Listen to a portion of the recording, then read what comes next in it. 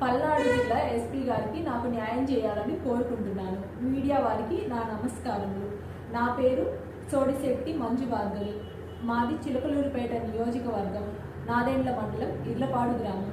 నేను చదువుకోవడం కోసం మా నాన్నమ్మ గారి ఊరైన అద్దెంకి వెళ్ళాను.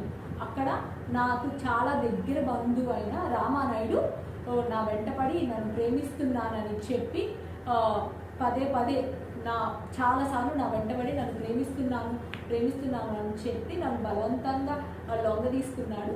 ఆ క్రమంలో నేను ప్రెగ్నెన్సీ అయ్యాను. ఇతను అద్దెంట్లో విశ్వభారతి కాలేజ్ డైరెక్టర్గా పనిచేస్తున్నారు ఆ సమయంలో.